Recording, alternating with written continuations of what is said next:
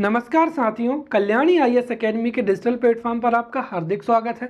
पिछले लेक्चर्स में हमने मध्य प्रदेश की प्रमुख फसलों को पढ़ा एवं समझा था। इस लेक्चर में हम कृषि की कल्याणकारी योजनाओं को पढ़ेंगे एवं समझेंगे। तो शुरू करते हैं कृषि की कल्याणकारी योजनाओं से।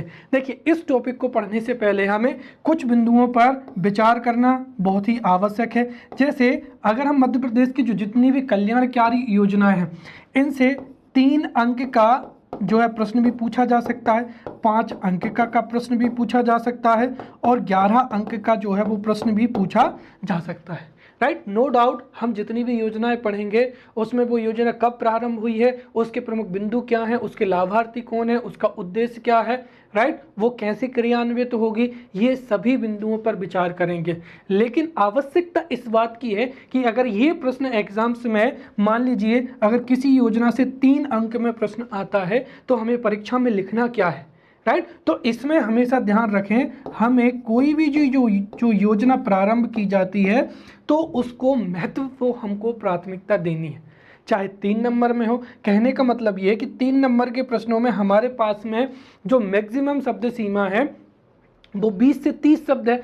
अगर किसी योजना के महत्व को हम 20 से 30 शब्दों में फिनिश कर पा रहे हैं तो वेल एंड गुड, और अगर किसी जो है योजना का महत्व हम उसको 5 से 10 या एक पंक्ति में लिख पा रहे हैं तो महत्व के बाद में वो उसके जो है लाभार्थी कौन कौन है वो हम लिख सकते हैं, राइट। तो 3 अंक के प्रश्न में सबसे पहले हमें उसका महत्व लिखना है, फिर उसके कौन हो जाएंगे, लाभार्थी हो जाएंगे, और अगर शब्द सीमा बच जाती है तो हमें लिखना है कि वो कब से प्रारंभ हुई है या फिर उसके प्रमुख बिंदु क्या है। कहने का मतलब ये कि अगर 3 नंबर में प्रश्न आ जाए और हम ये लिखें कि ये योजना इस तिथि से प्रारंभ हुई है या इसका प्रमुख बिंदु ये है, तो हो सकता है कि एग्जामिनर आपको कम मार्क दे, क्योंकि कोई भी जितनी भी शासकीय योजनाएं होती हैं उनका उद्देश्य जो है वो बहुत ही महत्व हो जाता है। तो 3 नंबर में महत्व लिखना है, लाभार्थी लिखने हैं और उसके बाद में अन्य जानकारी।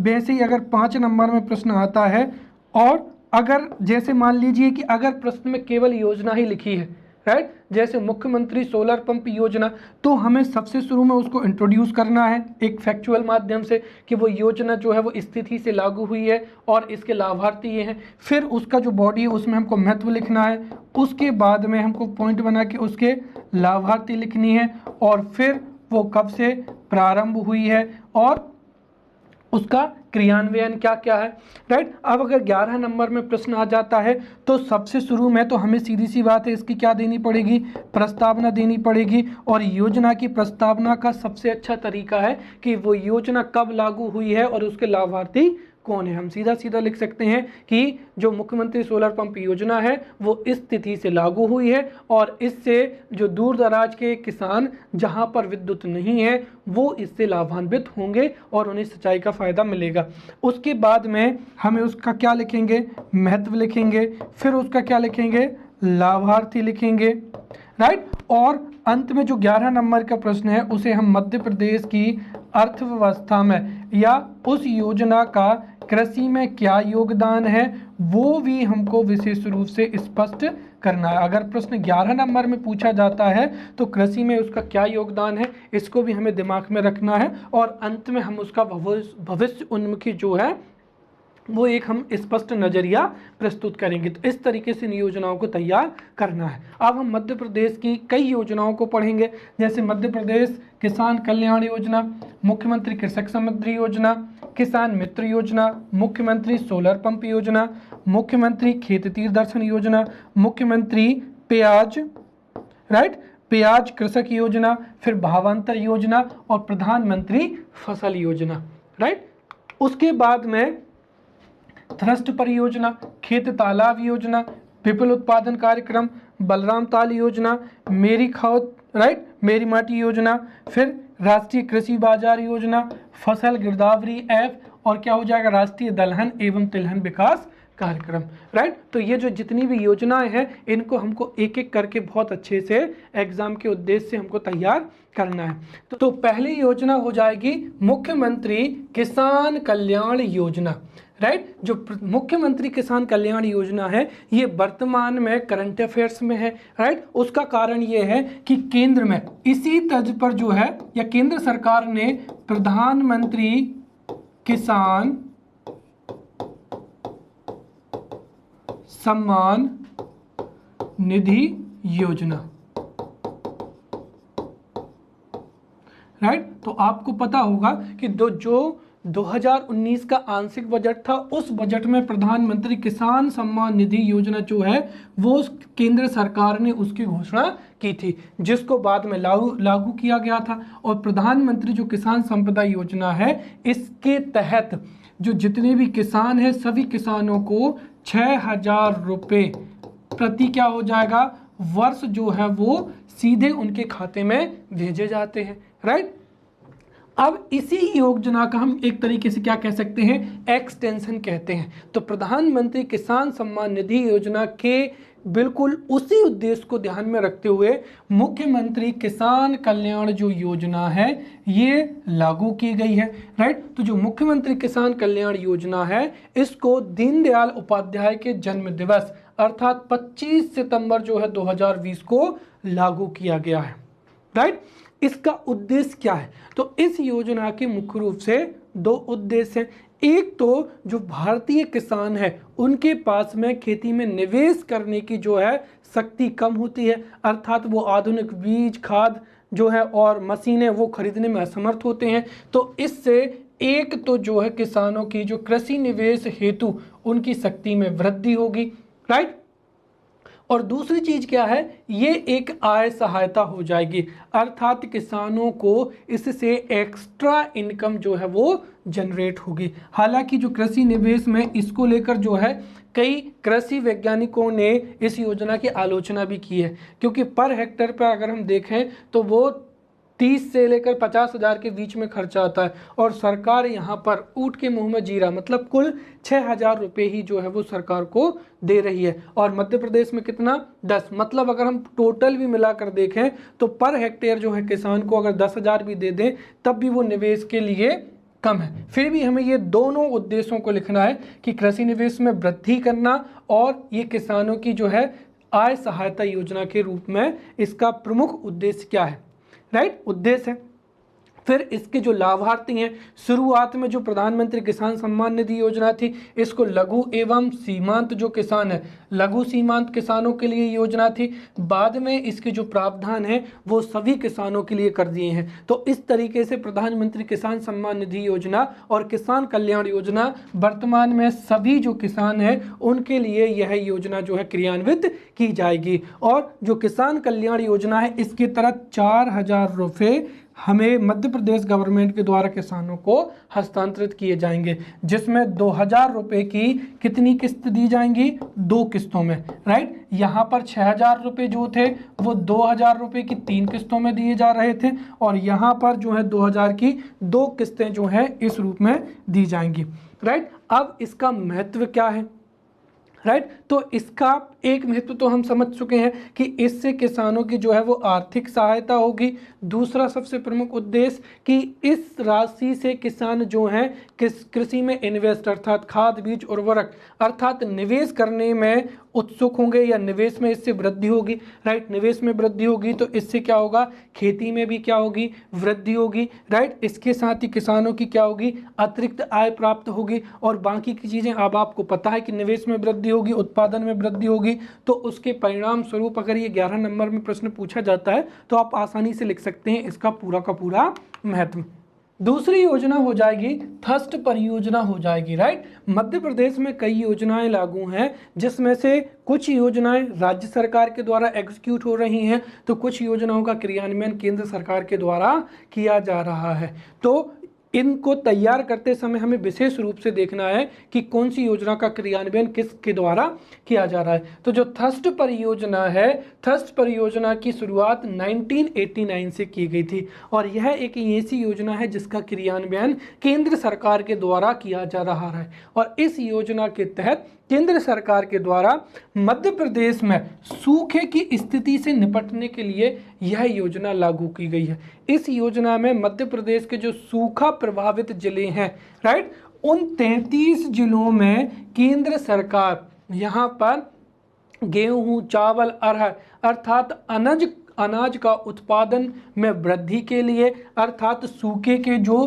प्रभाव हैं, दुष्प्रभाव हैं, उनसे निपटने के लिए सरकार चावल, गेहूं, अरहर फसलों को यहाँ पर जो है सहायता देगी और ये सहायता केंद्र सरकार के द्वारा दी जाएगी, राइट। तीसरी हो जाएगी यहाँ पर सूरज धारा अन्न योजना, राइट। जो सूरज धारा अन्न योजना है, इस योजना का संबंध बीज से है, राइट। तो जो सूरज धारा अन्न योजना है, ये कृषि इनपुट में बीज जो है, राइट, उन्नत बीज उपलब्ध कराने से संबंधित यह योजना है। इस योजना का जो है क्रियान्वयन वो 2000 और 2001 से इस योजना का क्रियान्वयन किया जा रहा है। और इस योजना का जो प्रमुख उद्देश्य है सूरज धारा अन्नपूर्णा योजना, इस योजना के तहत जो अनाज अदला बदली कार्यक्रम है, उस कार्यक्रम के तहत मध्य प्रदेश के जो अनुसूचित जाति एवं अनुसूचित जनजाति के जो कृषक हैं उनको 0.25 हेक्टेयर तक में बोए जाने वाले या 0.25 से लेकर 1 हेक्टेयर में बोए जाने वाले जो बीज हैं उनकी अदला बदली की जाएगी। अर्थात अनुसूचित जनजाति एवं जाति के जो लघु एवं सीमांत किसान हैं उनके द्वारा 0.25 हेक्टेयर से लेकर 1 हेक्टेयर तक में बोए जाने वाले जो खराब, राइट, खराब ये हम कह सकते हैं कि कम गुणवत्ता वाले जो बीज हैं वो सरकार ले लेगी और उनको रिप्लेस करके यहाँ पर सरकार बदलकर उनको जो तिलहनी फसलें हैं एवं दलहनी फसलें हैं उन फसलों के उन्नत किस्म के जो हैं बीज वो उनको क्या किए जाएंगे, उपलब्ध कराए जाएंगे। तो इस तरीके से एक तो यहाँ पर अदला बदली कार्यक्रम हो जाएगा, राइट। अन्नपूर्णा जो खाद्यान्न बीज अदला बदली योजनाएं हैं, इनके माध्यम से इन बीजों को वितरित किया जाएगा, राइट। तीसरी योजना हो जाएगी यहाँ पर खेत तालाब योजना हो जाएगी, राइट। जो खेत तालाब योजना है, इस योजना का 2 प्रमुख उद्देश्य हैं। एक तो इस योजना के माध्यम से मध्य प्रदेश में सिंचाई संसाधनों में वृद्धि की जाएगी और दूसरा यहाँ पर हो जाएगा वाटर कंजर्वेशन हो जाएगा, राइट। और ये जो खेत तालाब योजना है, ये योजना 22 मई 2006 को मध्य प्रदेश में लागू हुई है और इस योजना में जो धरातलीय जो है भूमिगत जल स्तर है उसको कम करने से रोका जाएगा। एक तरीके से अगर हम देखें तो क्या होता है, बाढ़ के दौरान जब बरसात का सीजन होता है तो बरसात में वर्षा होती है, वर्षा का जो है पूरा पानी वो खेतों में से बहकर नदियों में पहुंच जाता है, राइट। अगर हम बरसात का जो है पानी वो खेत में ही क्या कर लें, स्टोर कर लें या उसका भंडारण कर लें, तो आने वाला जो समय है या आने वाली जो मौसमी स्थितियां हैं उसमें उसी तालाब से मोटर के माध्यम से सिंचाई भी की जा सकती है। तो इसके 2 फायदे होंगे।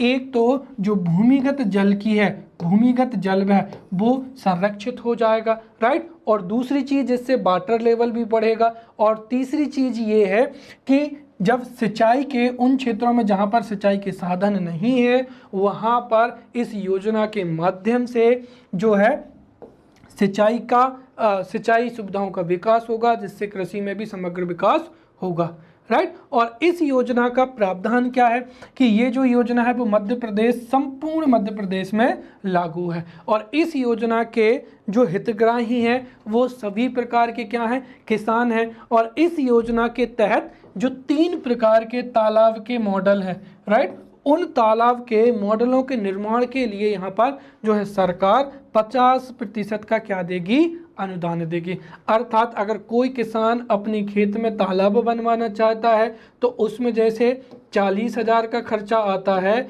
तो इसका 50% जो है वो 20% जो है सरकार देगी। लेकिन इसमें एक शर्त है कि या तो जो है 50% अनुदान देगी, राइट, और इसका पैसे का मितव्यय ना हो, इसीलिए इसकी अधिकतम सीमा भी तय कर दी गई है, जो कि कितना है 16,350 रुपये, राइट। तो या तो जो है 50% की सब्सिडी दी जाएगी या अधिकतम 16,350 रुपये जो है वो किसानों को सब्सिडी के रूप में दिए जाएंगे, जिससे किसान अपने खेतों में तालाबों का निर्माण कर सकें, राइट। अगर इसकी आलोचना पूछी जाए तो इसका जो क्रियान्वयन है वो बहुत ही कमज़ोर है।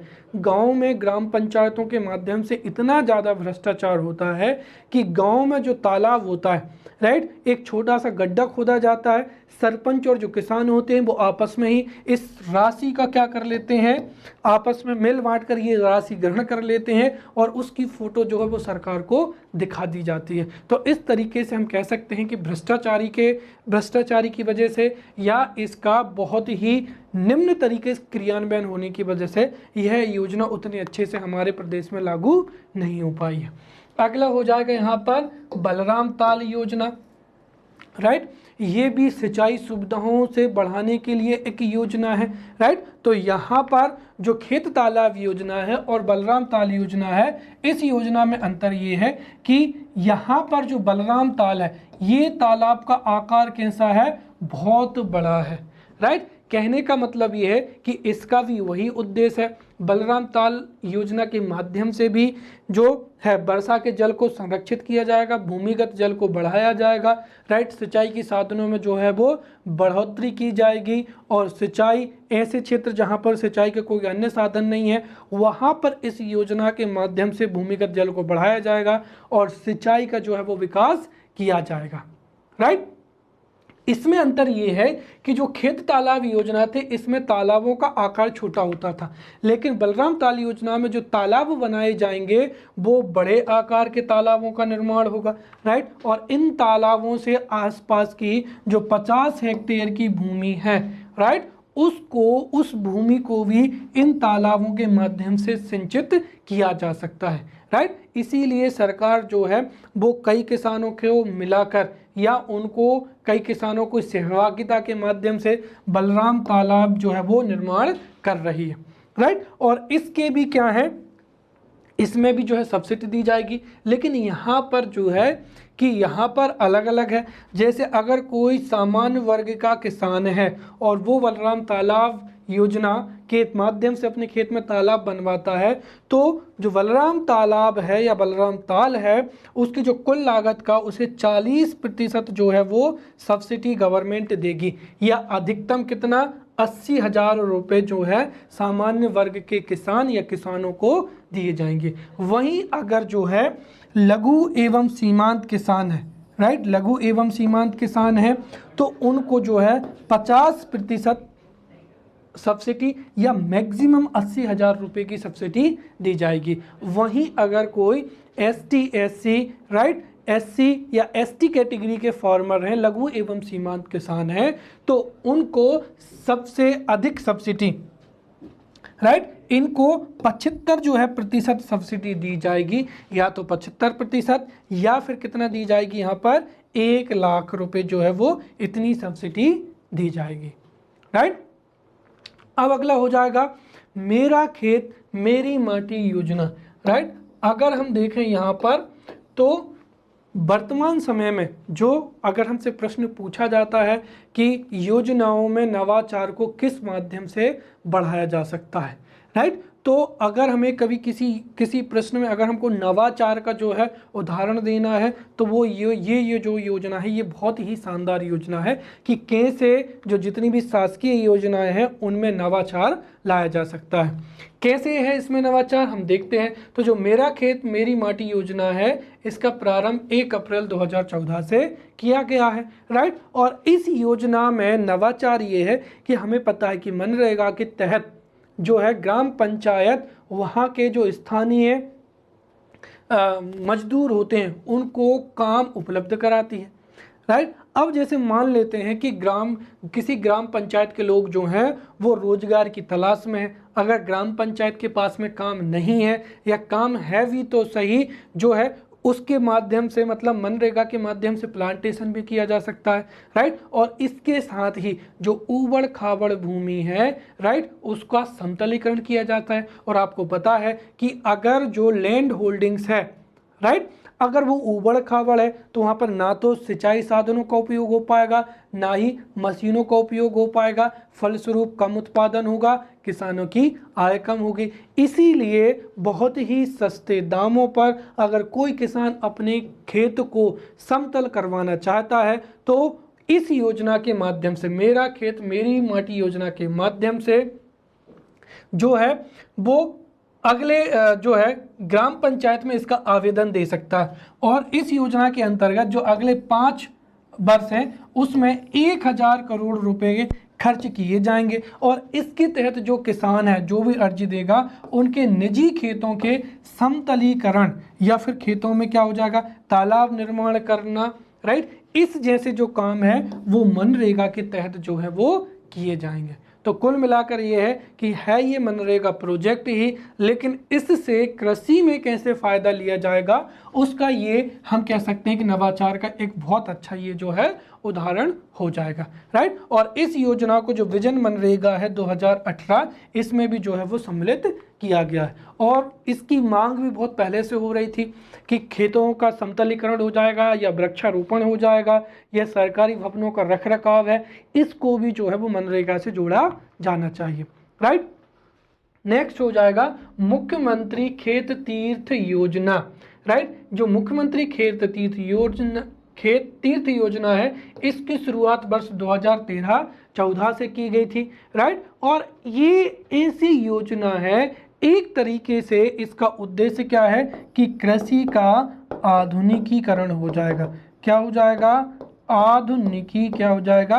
करण हो जाएगा। मैंने आपको बताया है कि ग्रामीण क्षेत्रों में लघु एवं सीमांत जो किसान होते हैं वो अशिक्षित होते हैं, उनके पास में जानकारियों का अभाव होता है, नई जो तकनीकें हैं उनकी जानकारी उनको नहीं होती है। इसीलिए इस योजना के माध्यम से सरकार जो है, राज्य सरकार है, वो इस योजना के माध्यम से जो लघु एवं सीमांत किसान हैं जिनके पास में सूचनाएं नहीं है, जो आधुनिक तकनीक है उसका ज्ञान नहीं है, उनको मध्य प्रदेश के जो उन्नत कृषि केंद्र हैं जहां पर नई पद्धति से खेती की जाती है या फिर कोई सरकारी प्रक्षेत्र है जहां पर आधुनिक बीजों को तैयार किया जाता है या फिर जो किसान विज्ञान केंद्र हैं उनको उनका भ्रमण कराया जाएगा ताकि किसान इन केंद्रों पर जाएं, समझे कि कैसे खेती करना है, कैसे जो है फसलों को उगाना है, राइट। इसके साथ ही प्रदेश के जो प्रगतिशील किसान हैं जिनका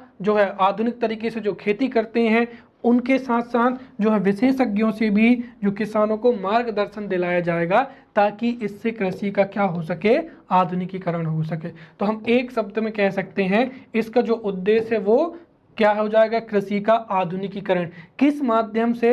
तो माध्यम हो जाएगा यहाँ पर जो कृषि विज्ञान केंद्र है उनका भ्रमण कराना एवं कृषि विशेषज्ञों से मार्गदर्शन दिलवाना, राइट। अगला हो जाएगा यहाँ पर किसान विकास योजना, राइट। किसान विकास योजना ये भी एक तरीके से हम कह सकते हैं कि ये भी शासकीय जो सेवाएं हैं उनमें नवाचार का एक बहुत अच्छा तरीका है। तो जो मध्य प्रदेश किसान विकास योजना है ये एक अनोखी योजना है और इस योजना का उद्देश्य ये है कि ग्रामीणों तक जो जितनी भी शासकीय योजनाएं हैं उनके लाभ को पहुंचाना, राइट। योजनाओं का लाभ अब क्या होता है कि आप समझिए, अगर हम ग्रामीण क्षेत्रों में, अगर ग्रामीण क्षेत्रों के जो बच्चे हैं जो थोड़ा बहुत भी नॉलेज होता है उनसे कहें कि तुम बैंक के अकाउंट खुलवा लो तो वो 50 लोगों से पूछते हैं। मतलब उनको जानकारी तो होती है लेकिन स्पष्ट जानकारी नहीं होती है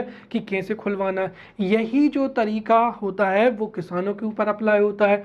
हमारे ग्रामीण क्षेत्रों के जो लघु एवं सीमांत किसान होते हैं उनके पास में जो जितनी भी शासकीय योजनाएं हैं उनकी जानकारी नहीं होती है। जानकारी है तो उन योजनाओं से लाभ कैसे लेना है इसकी जानकारी नहीं होती है, या फिर कोई योजना उनके लिए उनके हित में है या नहीं है इसकी जानकारी नहीं होती है। तो ये इस समस्या को निपटाने के लिए ये जो किसान विकास योजना है ये एक बहुत अच्छी योजना है, राइट।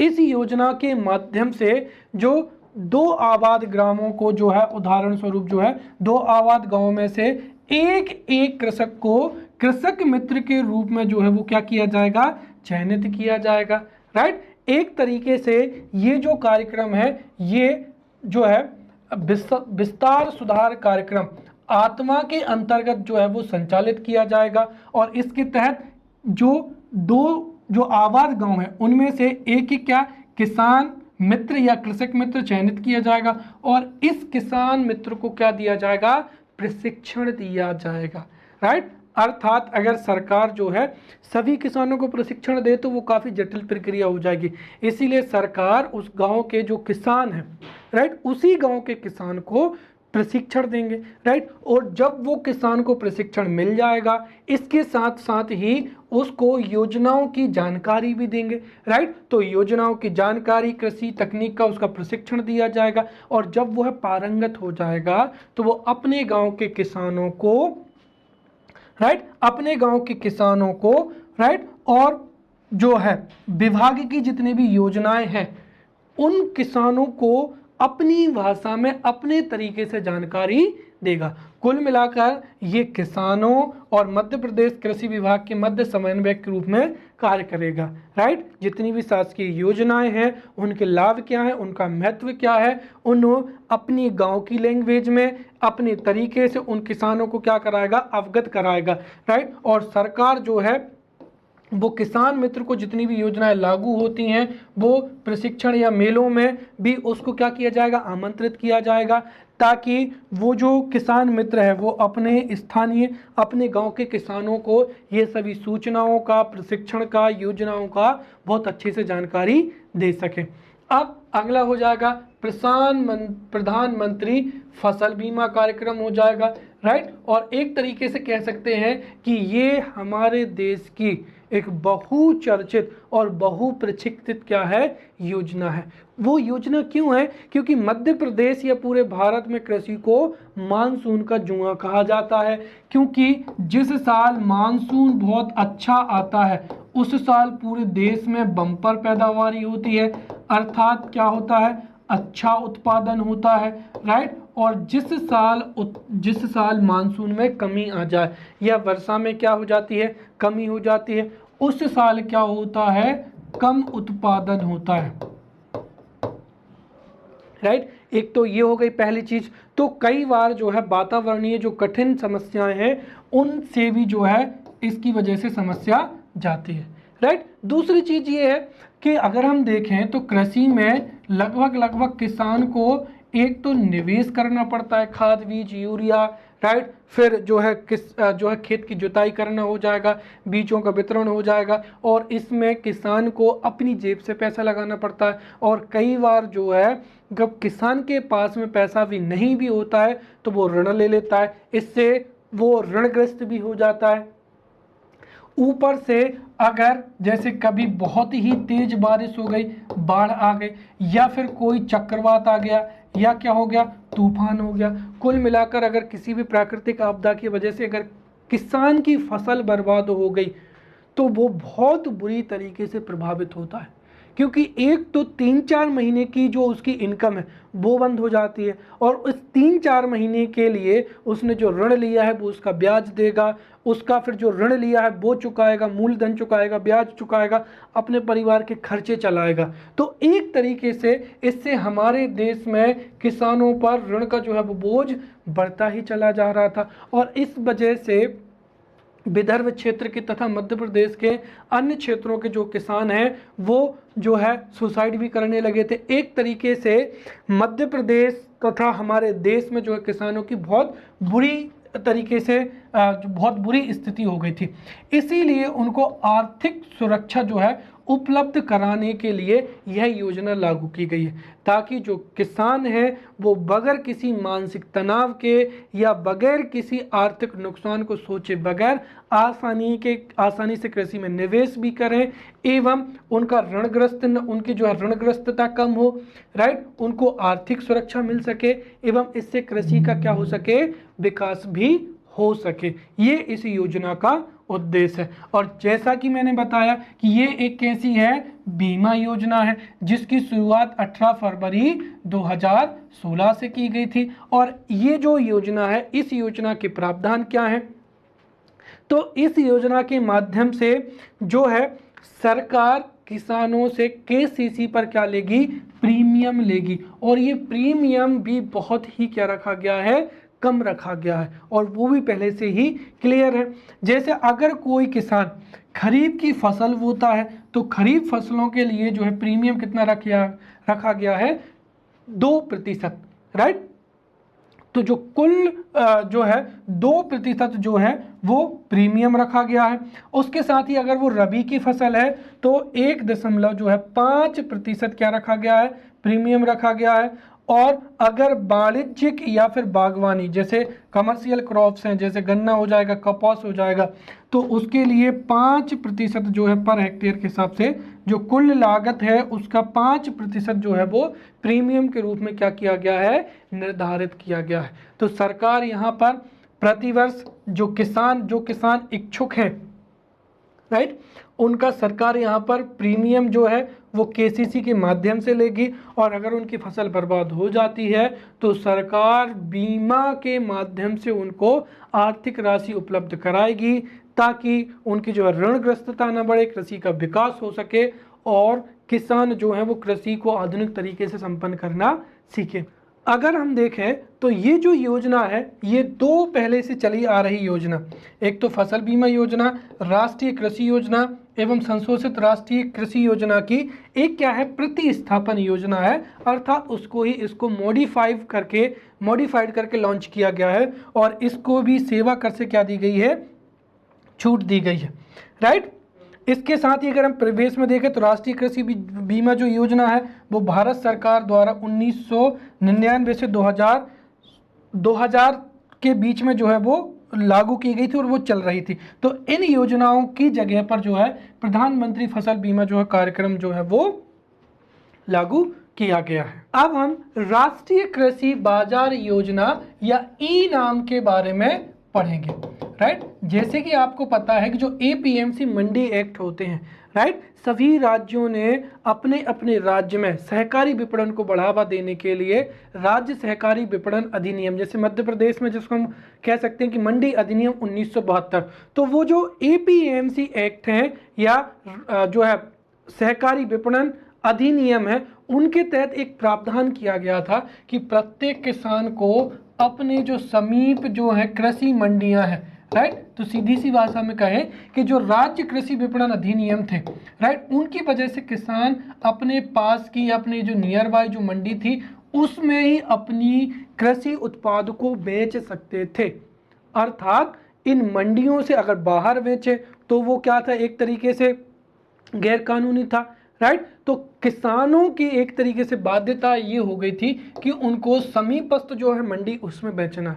अब इन मंडियों में जो ट्रेडर्स होते थे, व्यापारी होते थे, वो कई बार उतना अच्छा मूल्य नहीं देते थे जितना हो सकता है राज्य की दूसरी मंडी में या किसी दूसरे राज्य के जो मंडियां हैं उसमें जो है अच्छा प्राइस मिल रहा है। और इस वजह से जो है इसकी बाध्यता की वजह से ही किसान जो थे वो चाहकर भी राज्य की दूसरी, राइट, या तो राज्य की, या हम कह सकते हैं कि राज्य में ही जिले की जो दूसरी एपीएमसी मंडी है उसमें, या फिर हम कह सकते हैं कि राज्य के बाहर किसी एपीएमसी मंडी में अगर वो कृषि उत्पाद को बेचना चाहे तो ये कानून जो है वो बाध्यता के रूप में था। इसीलिए हमारे देश में जो सहकारी विपणन है उसको और अधिक इम्प्रूव करने के लिए, पूरे देश को एकीकृत बाजार के रूप में कन्वर्ट करने के लिए राष्ट्रीय कृषि बाजार जो योजना है ये लागू की गई है। राइट। और मध्य प्रदेश में ये 14 अप्रैल 2016 को लागू की गई है, राइट। और इसके माध्यम से जो सरकार है वो ऑनलाइन राष्ट्रीय कृषि बाजार योजना या ई नाम है, इसको क्या कर रही है, प्रमोट कर रही है। मध्य प्रदेश में ये 2016 में लागू हुई है और इस योजना का जो प्रारंभ है वो पंडित लक्ष्मी नारायण शर्मा कृषि उपज मंडी करौंद भोपाल से इसको क्या किया गया है, शुरू किया गया है। इसका महत्व अगर हम देखें तो इससे जो ऑनलाइन बाजार है तो इससे पैन इंडिया, ये पूरा भारत जो है वो इलेक्ट्रॉनिक ट्रेडिंग पोर्टल के रूप में कार्य करेगा। अर्थात किसान जो है अपनी कृषि जो बीज हैं, राइट, या अपनी जो है फसल, उसकी क्वालिटी को ऑनलाइन क्या है, ट्रेडिंग कर सकेगा। इससे होगा ये कि उसकी गुणवत्ता के अनुसार हो सकता है कि राज्य में ही किसी दूसरे जिले से व्यापारी या फिर दूसरे राज्य का व्यापारी उसकी जो है कृषि उपज को अच्छे बाजार में क्या कर ले, खरीद ले, राइट। तो एक तरीके से इस योजना के माध्यम से जो ई नाम पोर्टल है उससे जो जितनी भी कृषि उपज मंडी समितियां हैं, राइट, उनसे संबंधित सूचनाएं एवं जो सेवाएं हैं वो सिंगल विंडो पर उनको क्या हो जाएंगे, प्राप्त हो जाएंगे। तो देश की सभी कृषि उपज मंडियों में कौन सा मतलब कितना जो है कृषि उत्पाद का कितना रेट है, कौन सी कृषि उपज मंडी कौन सी सेवाएं दे रही, वो सब एक जगह पर जो है वो किसानों को प्राप्त हो जाएगी। तो इससे जो है पूरा देश एक बाजार में कन्वर्ट हो जाएगा और किसान अपनी फसल की गुणवत्ता के आधार पर जहां चाहे वहां पर बेच पाएंगे। अगला हो जाएगा मुख्यमंत्री सोलर पंप योजना, राइट। तो जो सोलर पंप योजना है ये भी एक तरीके से कह सकते हैं कि ये एक ऐसी योजना है जो कि पर्यावरण हितैषी योजना है और इसके माध्यम से 2 लक्ष्य रखे गए हैं, राइट। इससे एक और जहां पर जो ऊर्जा के वैकल्पिक स्रोत हैं, राइट, उनको बढ़ाने का सरकार यहाँ पर प्रावधान रख रही है और दूसरा इससे मध्य प्रदेश में विद्युतीकरण भी बढ़ेगा, राइट। इससे क्या होगा, विद्युतीकरण भी बढ़ेगा और तीसरी चीज ये है कि इससे जो है सिंचाई में भी क्या होगा, बहुत ही फायदा मिलेगा। कैसे, हम समझेंगे। तो जो मुख्यमंत्री सोलर पंप योजना है वो 25 अप्रैल 2017 से लागू की गई है। अब इसका उद्देश्य क्या है, तो मध्य प्रदेश के वे क्षेत्र जहां पर क्या है, बिजली नहीं है, राइट, और बिजली नहीं है तो वहाँ पर जो ट्यूबवेल हैं या कुएं की जो मोटर है उन मोटर से जो है सिंचाई नहीं की जा सकती, राइट। और इसके साथ ही जो जिन क्षेत्रों में बिजली नहीं होती है वहाँ पर जनरेटर के माध्यम से जो है वो नलकूप के माध्यम से या ट्यूबवेल के माध्यम से सिंचाई की जाती है। तो एक तरीके से वहाँ पर जो है डीजल वाले जो किसान हैं उनको भी बहुत ज़्यादा खर्चा जाता है, प्रदूषण भी होता है, राइट। इसके साथ ही हमारे देशों में जो विद्युत वितरण है, राइट, उसके जो जितने भी अस्थायी कनेक्शन है, जो कि कनेक्शन नहीं लेते हैं, उनको भी क्या करना, उनकी संख्या में कमी लाना है, राइट। और इसके साथ ही जो डीजल पंप से होने वाले प्रदूषण को भी कम करना है। तो ये हम कह सकते हैं कि 4 हो जाएंगे। एक तो जिन क्षेत्रों में बिजली नहीं वहाँ तक बिजली पहुँच जाएगी, जहाँ पर डीजल पंप से जनरेटर से सिंचाई हो रही है, राइट, तो उसके लिए भी आर्थिक सहायता मिल जाएगी, प्रदूषण भी क्या होगा, कम होगा। और जो अस्थायी कनेक्शन है जो कि गवर्नमेंट के रिकॉर्ड्स में नहीं है वो भी कनेक्शन जो है वो उजागर हो जाएंगे, राइट। इस योजना के माध्यम से ये कमियां जो है वो दूर हो जाएंगी और इसके साथ ही इस योजना के माध्यम से एक तो अगर किसी क्षेत्र में बागवानी की फसलें भी उगाई जा रही हैं तो उनको प्राथमिकता भी दी जाएगी। तो एक और इससे बागवानी फसलों को भी प्रायोरिटी मिलेगी, दूसरी ओर इससे सौर ऊर्जा को क्या मिलेगा, बढ़ावा मिलेगा। और ये योजना जो है उन क्षेत्रों को प्राथमिकता दी जाएगी जो दूर दराज हैं, जहां पर विद्युत कनेक्शन नहीं है। अब इस योजना में होगा क्या, राइट, जिन क्षेत्रों में विद्युत के कनेक्शन नहीं है, बिजली नहीं है, राइट, उनके जो खेत हैं, राइट, खेतों में क्या किए जाएंगे कि नलकूपों के पास में ही जो है सोलर पंप जो है वो लगाए जाएंगे। कहने का मतलब ये कि सोलर पंप लगाया जाएगा, सोलर से क्या बनेगा, विद्युत का निर्माण होगा और उसी विद्युत से जो नलकूप की ट्यूबवेल की मोटर है वो चलेगी और क्या होगी, सिंचाई होगी। बाकी का आपको महत्व जो है वो समझ में आ गया, राइट। इसके लिए भी प्रावधान है। अगर किसी किसान के पास में ट्यूबवेल की जो है 3 HP की क्या है हार्स पावर की, राइट, 3 हार्स पावर की 3 HP की जो है मोटर है, तो उसको सोलर पंप लगाने के लिए 90% की क्या दी जाएगी, सब्सिडी दी जाएगी, राइट। और वहीं पर अगर किसी किसान के पास में 3 से 5 HP की मोटर है, राइट, जैसे 4 HP की या 5 HP की, तो उसके लिए 85% की जो है सब्सिडी दी जाएगी।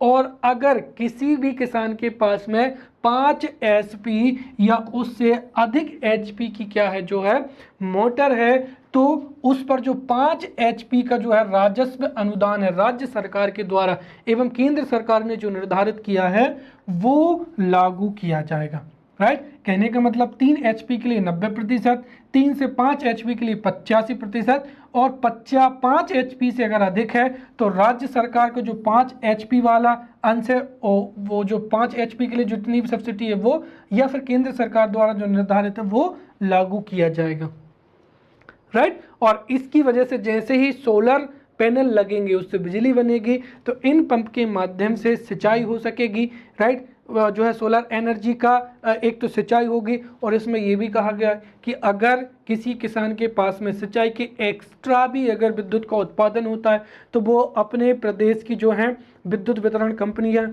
उनको बिजली क्या है बेच भी सकता है, राइट। और इसके माध्यम से जो वेल है, कुआं है, इनसे क्या की जाएगी, सिंचाई की जाएगी। तो ये तो बहुत अच्छा महत्व है। अगर हम इसकी कमियों के बारे में देखें तो इसकी एक ही कमी है, वो ये है कि आपको पता है कि वर्तमान समय में सिंचाई के लिए जो किसानों के द्वारा जो मोटर इस्तेमाल की जाती हैं वो आप यकीन नहीं मानेंगे, कम से कम 6, 7, 8, 9 या 10 HP की जो है पंप इस्तेमाल किए जाते हैं, क्योंकि जो 3 HP का पंप होता है वो तो बहुत ही कम पानी देता है, उतने कम पानी में जो है वो सिंचाई नहीं देगी। तो हम कह सकते हैं कि सरकार यहाँ पर जो सब्सिडी दे रही है वो कम HP के पंप पर दे रही है, जो कि गाँव के या जो ग्रामीण क्षेत्रों के किसान हैं उनके पास में 3 HP के जो पंप हैं वो घरेलू इस्तेमाल के लिए प्रयोग किए जाते हैं, राइट, जिसको हम शहरों में जेट पंप कहते हैं। तो कुल मिलाकर ये जो योजना है इसको 7, 8 या 9, 10 HP के जो पंप हैं उन पर भी इसको विस्तृत किया जाना चाहिए, राइट। और दूसरी चीज़ ये है कि यहाँ पर भले ही गवर्नमेंट जो है वो बहुत ही ज़्यादा क्या दे रही है, सब्सिडी दे रही है, लेकिन फिर भी इतनी ज़्यादा बिजली के उत्पादन के लिए लाखों की संख्या में जो है सोलर पैनल्स जो है वो आते हैं। तो सरकार की सब्सिडी देने के बावजूद जो है किसी किसान को अपने खेत में सोलर पंप लगाना ये भी अफोर्डेबल नहीं होता है। तो ये इसकी क्या है, कमजोरियां हैं, राइट। अब नेक्स्ट हो जाएगा हमारा यहाँ पर फसल गिरदावरी क्या हो जाएगा, ऐप हो जाएगा, राइट। ये भी एक नवाचार को बढ़ाने वाली क्या है, योजना है। इससे कृषि का आधुनिकीकरण भी होगा और कृषि में नवाचार भी आएगा, राइट। मध्य प्रदेश सरकार के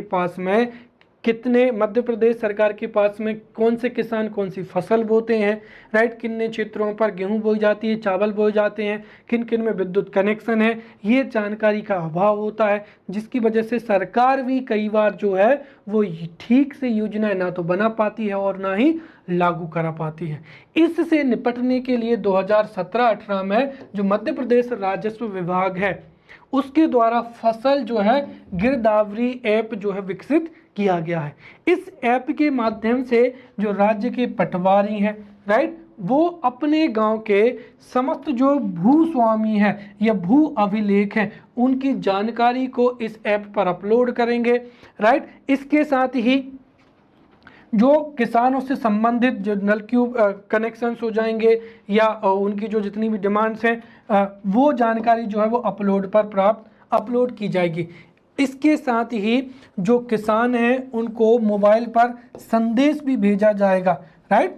तो इस माध्यम से एक और जहां पर ये जो फसल गिरदावरी ऐप है इससे मध्य प्रदेश के किसानों को जानकारी प्राप्त हो पाएगी और जो नई नई किसान योजनाएं हैं उनको भी मोबाइल फ़ोन उनके जो है मोबाइल ऐप है उसके माध्यम से जो है वो उनको जानकारी दी जाएगी। जैसे वर्तमान समय में अगर आप देखें तो पंजीयन, भाई जो एमएसपी पर प्रोक्योर किया जाता है तो उसके लिए किसान पहले पंजीयन कराते हैं और उसी पंजीयन पर वो जो है वो अपनी कृषि फसल को बेच देते हैं, राइट। और इसके साथ ही ये जो ऐप है, ये आगे हम पढ़ेंगे भावांतर योजना।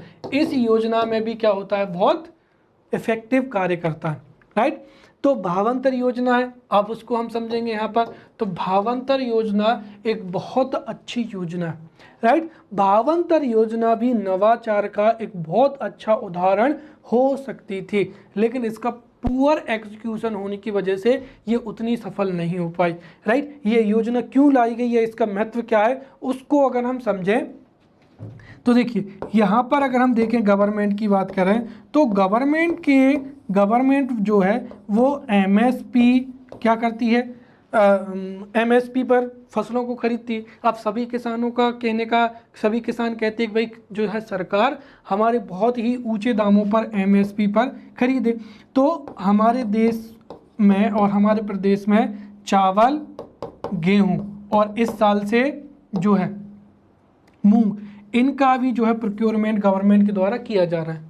लेकिन समस्या ये है कि जैसे ही सरकार एमएसपी घोषणा करती है तो कल की क्लास में हमने देखा था कि इससे पूरे प्रदेश का क्रॉपिंग पैटर्न चेंज हो गया, राइट। लोग जो है वो चावल, मसूर, राइट, मटर, इसकी जगह पर जो है गेहूं को बोते हैं और दलहन जो है मूंग हो जाएगा, उड़द हो जाएगा, ज्वार, मक्का, उसकी जगह पर चावल को बेच रहे हैं। क्यों? क्योंकि एमएसपी पर वो आसानी से बेच देते हैं, उनको गारंटी से पैसा भी मिल जाता है, उचित मूल्य पर पैसा मिल जाता है। इससे क्या हो रहा है कि हमारे देश में नो डाउट गेहूँ एवं चावल का प्रोडक्शन तो बहुत बढ़ा, प्रोडक्शन बढ़ने से गवर्नमेंट की जो खरीदी है वो भी क्या है, बढ़ी है। और अब तो खरीदी इतनी अधिक हो गई है कि जितने गवर्नमेंट के पास में क्या है, स्टोरेज नहीं है। इसीलिए जब हमने पीडीएस प्रणाली के बारे में पढ़ा था तो हमने देखा था कि भारतीय खाद्य निगम या एफसीआई जो है उसके पास में भंडारण की उतनी सुविधाएं ही नहीं होती हैं। इससे एक तो क्या होता है कि सरकार जब इनका भंडारण करती है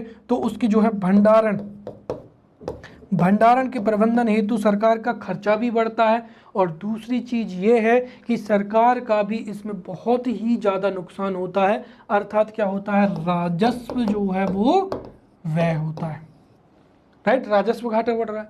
इसका समस्या का निदान ये है कि अगर प्राइवेट सेक्टर के जो है ट्रेडर्स वो अगर इसको खरीदें तो कैसा रहेगा। तो ये योजना बहुत ही अच्छी योजना है। इस योजना में क्या किया जाएगा कि जो एमएसपी है, राइट, जैसे एमएसपी अनाउंस किया सरकार ने 1920 रुपया, और अगर मार्केट में भाव चल रहा है, जैसे हम मान लेते हैं कि 1720 चल रहा है, तो डिफरेंस कितना है, 200 का। तो जो किसान है वो 200 रुपये में बेचने के लिए जो है वो कहाँ पर जाते हैं, जो है एमएसपी के जो सेंटर्स हैं वहाँ पर, एफसीआई के जो सेंटर्स हैं वहाँ पर देते हैं। इससे सरकार के पास में भंडारण की क्षमता ना होते हुए भी सरकार को खरीदना पड़ता है। तो इससे बचने के लिए ये स्कीम लाई गई है। सरकार कह रही है कि भाई हम तो जो 200 रुपये का जो भाव का अंतर है, भाव का जो अंतर है वो आपके खाते में दे देंगे। इसलिए आप तो निजी व्यापार, जो निजी ट्रेडर्स हैं उनके पास जाओ, अपनी पूरी फसल बेच दो,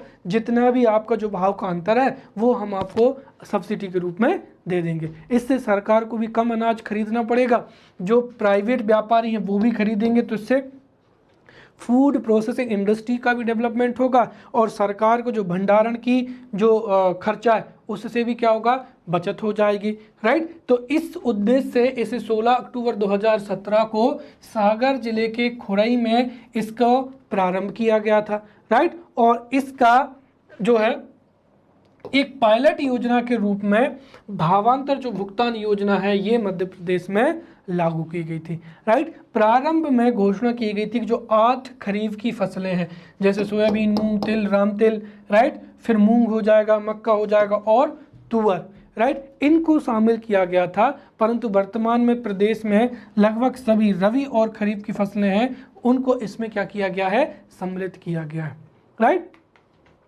अब इसका प्रावधान क्या है, तो इस प्रावधान का सीधा सा मतलब मैंने अभी बताया है कि इस योजना के माध्यम से सरकार एक और जो है वो दलहन एवं तिलहन को लिए भी क्या कर रही है, प्रेरित कर रही है। इसके साथ ही मध्य प्रदेश में जैसा कि मैंने बताया है कि किसान उसी फसल को बोते हैं जो एमएसपी पर जाती है, राइट। तो सरकार की एक तो भंडारण क्षमता बढ़ रही है, इसलिए सरकार का ये कहना है कि अगर कोई किसान न्यूनतम समर्थन मूल्य से कम कीमत पर जो है निजी एपीएमसी मंडी में जो ट्रेडर्स हैं उनको बेच रहा है, तो जो एमएसपी का, राइट, एमएसपी और जो बिक्री मूल्य है, जो बिक्री मूल्य है और जो एमएसपी है उसके बीच का अंतर सीधा बैंक के खाते में जो है वो जमा कर दिया जाएगा, राइट। कहने का मतलब ये कि जो भाव का अंतर है वो पैसा सीधा जो किसान है उनके खाते में जो है वो जोड़ दिया जाएगा, राइट। और इसमें रबी, खरीफ एवं बागवानी की फसलों को भी क्या किया गया है, सम्मिलित किया गया है, राइट। तो इस तरीके से सरकार की भंडारण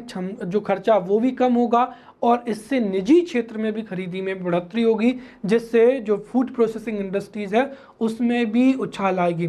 इसके साथ ही इसका सफलतापूर्वक क्रियान्वयन हो सके इसलिए अभी हमने समझा था गिरदावरी जो ऐप है वो भी क्या किया जाएगा, लागू किया जाएगा। और इस योजना का एक और अच्छा जो है पॉइंट है वो ये है कि जमीन से संबंधित, राइट, जो सीमा की तय सीमा है या सीमा सरहरी करना या कोई अन्य विवाद है अगर ज़मीन से संबंधित, तो उसको सरकारी अधिकारियों को 3 महीने के अंदर में ही जो है वो कार्रवाई करनी होगी और फैसला सुनाना होगा। अगर नहीं करते हैं तो जो नुकसान होगा उसकी भरपाई भी इन्हीं गवर्नमेंट ऑफिशियल्स के द्वारा की जाएगी। तो इस तरीके से इस योजना का लाभ जो है किसानों को उचित मूल्य मिल जाएगा, राइट। फसलों की कीमतों में भी जो उतार चढ़ाव होता है निजी मार्केट में उससे भी इससे क्या होगी, निजात मिलेगी, राइट। किसानों को उचित मूल्य मिलेगा तो उनकी आर्थिक जो है आय अधिक होगी, इससे आत्महत्याओं में भी क्या होगी, कमी होगी। और सरकार इसके माध्यम से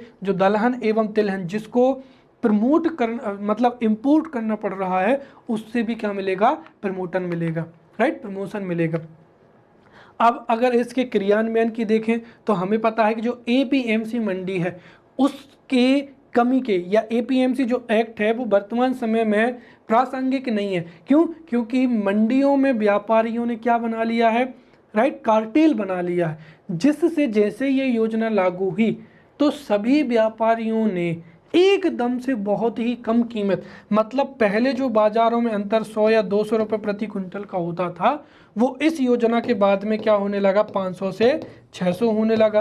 अर्थात जो निजी व्यापारी हैं उन्होंने कार्टेल के माध्यम से बहुत ही कम दाम पर जो है फसलों को खरीदना प्रारंभ कर दिया। और इससे भी फिर वही बात है, अगर भावांतर में भी ज़्यादा पैसा जाएगा तो इससे भी क्या होगा, सरकार को नुकसान होगा। तो इसका जो क्रियान्वयन है वो बहुत क्या हो जाएगा, कम हो जाएगा। इसके प्रावधानों को भी बढ़ाना पड़ेगा कि जो निजी व्यापारी हैं वो इस दाम से कम जो है वो उस पर उनको नहीं खरीदना चाहिए, राइट।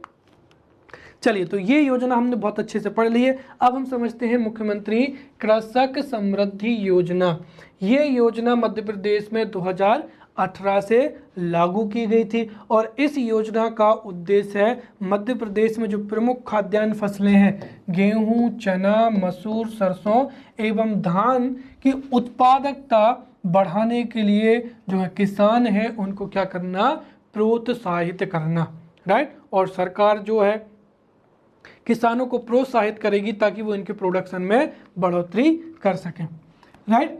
अगला हो जाएगा मुख्यमंत्री प्याज कृषक प्रोत्साहन योजना, राइट। और ये योजना भी 8 मार्च 2019 को मध्य प्रदेश में लागू की गई थी और इस योजना के माध्यम से भी सरकार ने आश्वासन दिया है कि जितनी भी प्याज का उत्पादन होगा उसको सरकार भी खरीदेगी, राइट। और ये हुआ भी है। एक बार जब किसानों ने आंदोलन किया, प्याजों को सड़कों पर फेंका, तो सरकार ने एमएसपी की तर्ज पर प्याज को भी खरीदा, राइट। लेकिन हमारे मध्य प्रदेश में उतनी ज़्यादा निजी भंडारण नहीं है, इसलिए अगर सरकार प्याज को खरीद भी ले तो उसको निजी व्यापारियों को भी क्या करना पड़ता है, बेचना पड़ता है। और आपने न्यूज़ में देखा होगा कि सरकार ने 3 करोड़ की प्याज जो है 18 या 20 करोड़ की प्याज खरीदी और उसको 1 या 2 महीने के अंतराल के बाद ही उसको 3 करोड़ में जो है वो व्यापारियों को बेचना पड़ा, क्योंकि अगर नहीं बेचती तो सरकार के पास में गोडाउन नहीं है, जैसे ही पानी लगेगा तो प्याज क्या हो जाएगी, खराब हो जाएगी। फिर प्रमाणिक बीजों का क्या हो जाएगा, वितरण हो जाएगा। तो मध्य प्रदेश में कृषि उत्पादकता में वृद्धि के लिए किसानों को जो है नए एवं उन्नत किस्म के जो बीज हैं वो वितरित किए जा रहे हैं, राइट। इससे क्या किया जाए कि मध्य प्रदेश में जो बीज प्रतिस्थापन की जो दर है वह भी 100% हो जाए, और बीज प्रतिस्थापन दर जितनी अधिक होगी उत्पादन में उतनी ही वृद्धि होगी। और मध्य प्रदेश में विभिन्न योजनाएं, जैसे हमने देखा बीज ग्राम योजना हो जाएगा, या मोटा अनाज योजना हो जाएगा, या ICDP हो जाएगा, या फिर सूरज धारा अन्नपूर्णा सूरज धारा जो योजना है उसके माध्यम से जो गुणवत्ता युक्त बीज हैं उनका मध्य प्रदेश में वितरण किया जाएगा। वैसे ही योजना हो जाएगी रासायनिक उर्वरकों का वितरण हो जाएगा। अब हमें पता है कि जब किसान बाजारों से उर्वरक खरीदते हैं तो वो काफ़ी महंगे दामों पर खरीदते हैं, इसीलिए सरकार किसानों को कम दामों पर जो है वो क्या करेगी, यहाँ पर उर्वरक जो है वो उपलब्ध कराएगी, राइट। और आपको पता ही है कि सरकार चाहे सल्फर हो, सबसे ज़्यादा जैसे यूरिया, तो यूरिया हो जाएगा, सल्फर हो जाएगा, और कई जो उर्वरक हैं वो सोसाइटी के माध्यम से जो है वो किसानों को उपलब्ध करा रही है, राइट। फिर नेक्स्ट हो जाएगा राष्ट्रीय दलहन एवं तिलहन विकास कार्यक्रम, राइट। ये भी एक राष्ट्रीय कार्यक्रम है, राइट। तो राष्ट्रीय दलहन एवं तिलहन विकास कार्यक्रम के तहत हमारे देश में दलहन एवं तिलहन को बढ़ावा दिया जा रहा है। उसका कारण ये है कि दलहन एवं तिलहन का जो बुआई क्षेत्र है और उसका जो प्रोडक्शन है वो कम हो रहा है। नौबत ये आ गई है कि हमको विदेशों से दालें परचेस करनी पड़ रही हैं। इसके समाधान के लिए ही जो है राष्ट्रीय दलहन एवं तिलहन विकास कार्यक्रम प्रारंभ किया गया, और मध्य प्रदेश जो है वो दलहन के उत्पादन में प्रथम स्थान पर आता है। इसके साथ ही दलहन में और अधिक उत्पादन को बढ़ाने के लिए केंद्र सरकार ने प्रमुख जिलों को चिन्हित किया गया है, और वो जिले हैं 22। तो मध्य प्रदेश में जो 22 जिले हैं, राइट, उनमें राष्ट्रीय दलहन विकास परियोजना एवं 35 जिलों में, ये फैक्ट आप याद रखें, तिलहन उत्पादन कार्यक्रम जो है वो क्रियान्वित किया जा रहा है, जहां पर उन्नत किस्म के बीज दिए जाएंगे, आर्थिक सहायता दी जाएगी, जिससे कि इनका जो है उत्पादन में बढ़ोतरी हो सके। नेक्स्ट हो जाएगा विपुल उत्पादन कार्यक्रम हो जाएगा, ये जिसको हम कह सकते हैं मास प्रोडक्शन हो जाएगा, राइट। हमारे मध्य प्रदेश में कृषि को घाटे का सौदा से निकालकर उसको आय का माध्यम बनाने के लिए प्रदेश में जो है मास लेवल पर, या हम कह सकते हैं कि व्यापारिक तौर पर जो है कृषि का, गेहूं का, धान का, बाजरा का उत्पादन हो सके, इसीलिए विपुल उत्पादन कार्यक्रम जो है वो चलाया जा रहा है। फिर क्या हो जाएगा, पौध संरक्षण योजना हो जाएगी, राइट। तो जो फसलें हैं, फसलों को कीड़ों आदि से जो भी नुकसान होता है, राइट, उनसे बचाने के लिए ये योजना चलाई जा रही है, और इस योजना के तहत किसानों को जानकारी दी जाएगी कि कैसे पौधों का संरक्षण करना है, कैसे बीजोपचार करना है, ताकि जो बीज हैं वो समय के साथ में खराब ना हो, या फिर जो अनाज है उसमें चूहा ना लगे, या उनसे कीटों का क्या हो सके, उन्मूलन हो सके, राइट। नेक्स्ट हो जाएगा यहाँ पर बायोगैस संयंत्रों की क्या हो जाएगी, स्थापना हो जाएगी, राइट। तो हमारे मध्य प्रदेश में जो पारंपरिक ऊर्जा स्रोत हैं वो सीमित मात्रा में है, अर्थात जो वैकल्पिक एवं जो गैर परंपरागत जो ऊर्जा स्रोत हैं, राइट, उनमें वृद्धि करने के लिए, इसके साथ ही नवाचार के तौर पर कृषि के लिए अच्छी किस्म की गोबर खाद है उसको प्राथमिकता देने के लिए बायोगैस संयंत्रों की जो स्थापना, इसको प्रमोट किया जा रहा है। इससे प्रदूषण भी कम होगा। ग्रामीण क्षेत्रों में अभी जो लकड़ी है, कंडे है, उससे जो खाना पकाया जाता है उससे प्रदूषण बहुत होता है। इससे क्या होगा कि अगर कोई भी आदिवासी, हरिजन तथा भूमिहर जो मजदूर हैं वो अगर गोबर गैस संयंत्र बनाते हैं तो उनको 75% की सब्सिडी दी जाएगी, जिससे क्या होगा कि गोबर गैस का निर्माण होगा और वो अपने भोजन बनाने में इसका क्या कर सकते हैं, प्रयोग कर सकते हैं। तो इससे जलाऊ लकड़ी का उपभोग कम होगा, प्रदूषण कम होगा, फलस्वरूप गोबर की खाद भी मिलेगी, ऊर्जा के वैकल्पिक स्रोत जो हैं उनकी भी बढ़ोतरी होगी। वहीं भूमि संरक्षण कार्यक्रम हो जाएगा। तो मध्य प्रदेश में कंपोजिट एवं माइक्रो माइनर मतलब बहुत ही छोटे लेवल पर भूमि का संरक्षण कार्यक्रम चलाया जा रहा है, ताकि बाढ़ की वजह से या तेज वायु की वजह से मृदा का अपरदन ना हो। फिर मध्य प्रदेश का क्या हो जाएगा, मूल्य स्थिरीकरण क्या हो जाएगी, योजना हो जाएगी, राइट। देखिए, जो एग्रीकल्चरल उत्पाद होते हैं उनके मूल्यों का उत्पादन पर प्रत्यक्ष प्रभाव पड़ता है। अगर मूल्यों में फ्लक्चुएशन ज़्यादा होगा तो उससे किसान क्या करता है, उस फसल को बोना ही छोड़ देता है।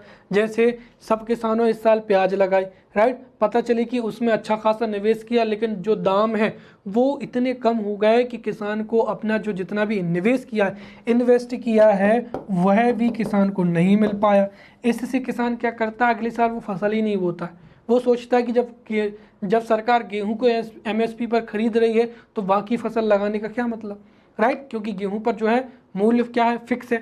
तो इससे जो है मूल्य स्थिरीकरण मतलब जो फ्लक्चुएशन है उसको रोकने के लिए 11 मई 2018 को मध्य प्रदेश में किसानों को जो मूल्यों में उतार चढ़ाव होते हैं उससे बचाने के लिए 1000 करोड़ की जो है राशि इसकी क्या की गई थी, घोषणा की गई थी। और जैसे भावांतर जो योजना है, भावांतर योजना या अन्य योजनाओं के माध्यम से जो बाजार में मूल्य में जो गिरावट आती है उससे जो नुकसान होता है उससे किसानों को बचाया जाएगा, राइट। फिर हो जाएगा कृषि कैबिनेट हो जाएगा, राइट। तो मध्य प्रदेश की जो अर्थव्यवस्था है वो कृषि प्रधान अर्थव्यवस्था है और मध्य प्रदेश में कृषि जो आधी से अधिक जनसंख्या है वो कृषि क्षेत्रों में इन्वॉल्व है।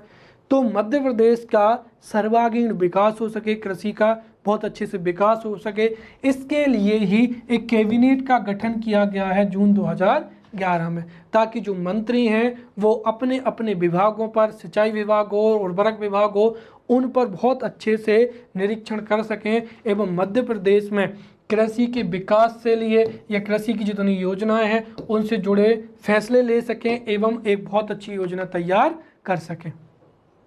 अब अगला हो जाएगा कृषि विश्वविद्यालय। अगर हमें कृषि में बहुत अच्छा परफॉर्म करना है तो हमारे स्थानीय जलवायु के अनुकूल जो हैं बीज उन पर रिसर्च करने की आवश्यकता है, राइट, या फिर जो है डेवलपमेंट R&D करने की आवश्यकता है। इसके लिए ही मध्य प्रदेश में स्थानीय कृषि उपकरण हो जाएंगे, बीज हो जाएंगे, रसायन हो जाएंगे।